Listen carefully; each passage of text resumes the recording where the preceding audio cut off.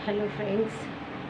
कुछ लोगों ने मुझसे ऐसा पूछा कि हम रोज़ कंटिन्यू पूजा तो कर रहे हैं, पर जो पूजा है या पूजा करने की जो विधि है उसमें हम सफल नहीं हो पा रहे हैं।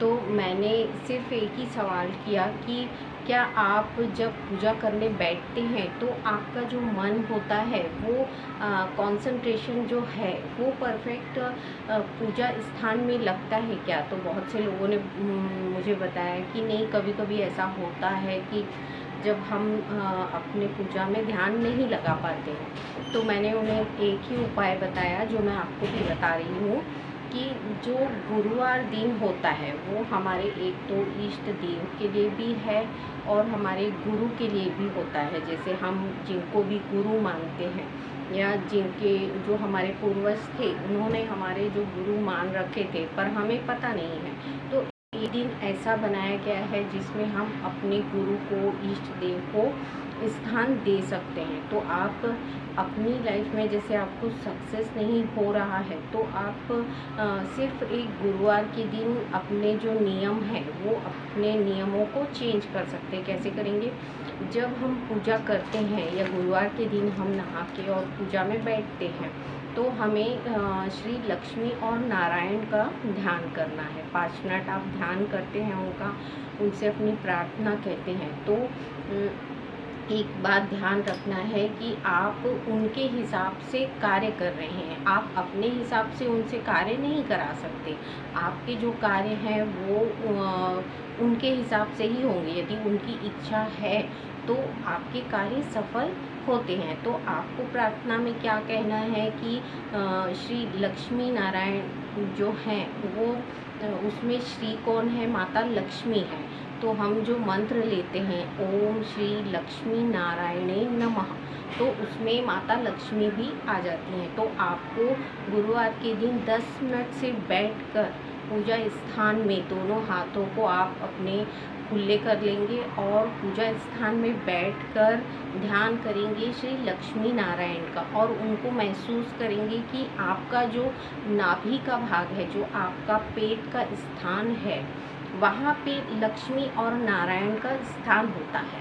तो आप ऐसा महसूस करेंगे अपने ध्यान के द्वारा कि जो लक्ष्मी नारायण हैं वो वास्तव में उनका स्थान हमारे शरीर में हमारी नाभि पे है। नाभि पे जब हम उनका ध्यान करते हैं तो हमारे लक्ष्मी के जो रास्ते होते हैं या मार्ग होते हैं वो धीरे धीरे खुलने लगते हैं। तो आपको गुरुवार के दिन ये काम करना है कि पूजा स्थान में बैठ के लक्ष्मी नारायण का मंत्र बोलकर और उनका ध्यान करना है पेट में अपनी नाभि पे। तो ऐसा करने से 10 मिनट आपको इस मंत्र का जाप करना है ओम श्री लक्ष्मी नारायणे नमः। और गुरुवार के दिन आपको, यदि आप उपवास रखते हैं तो ठीक, और नहीं भी रखते हैं तो आपको क्या करना है, जैसे अब जो पुरुष होते हैं वो तो घर से बाहर चले जाते हैं तो वो नहीं कर सकते, पर घर की जो लक्ष्मी होती है यानी घर की जो स्त्री है जो संभालती है, देख रेख कर रही है सारे कार्यों को, वो ये काम कर सकती हैं कि हर गुरुवार को, यदि नहीं आपको हर गुरुवार होता है करके, तो आप कोई भी 5 गुरुवार को लक्ष्मी नारायण के नाम से, जैसे 5 कन्या या 7 कन्या को बुलाकर आप उनको भोग लगाइए। भोग में आपको क्या देना है? आपको भोग में ऐसा कुछ नहीं देना है, सिर्फ आपको खीर में जो कन्याओं को भोग लगता है, जैसे माता के जो माँ दुर्गा जो हैं उनको ज़्यादातर खीर या हलवा पूरी ये भोग में लगाया जाता है। तो आप वो सिर्फ खीर का प्रसाद बनाइए, मीठा प्रसाद बनाइए और साथ में आपको मिश्री अवश्य देना है। मिश्री और खीर का प्रसाद आप कन्याओं को भोग लगाइए।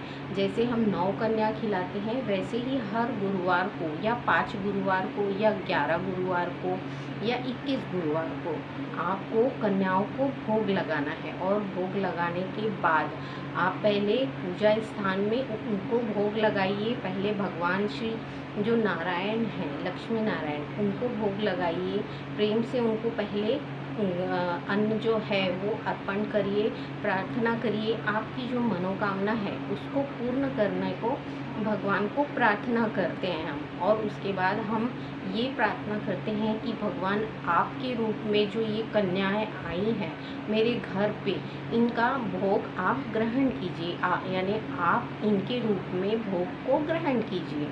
इस प्रकार से बोल के आपको कन्याओं को जो है उनको भोग लगाना है, यानी उनको खाने के लिए देना है प्रसाद। तो ये करने के बाद आप क्या करेंगे, जब कन्याएं जाती हैं तो उनको जो नमस्कार करते हैं हम, तो उनको नमस्कार करते हुए उनके पैरों को छूना है कि आप श्री साक्षात लक्ष्मी और नारायण हैं और आप हमारे घर आए हैं, तो हमारे सारे कार्यों को सफलता और सिद्धि प्रदान कीजिए।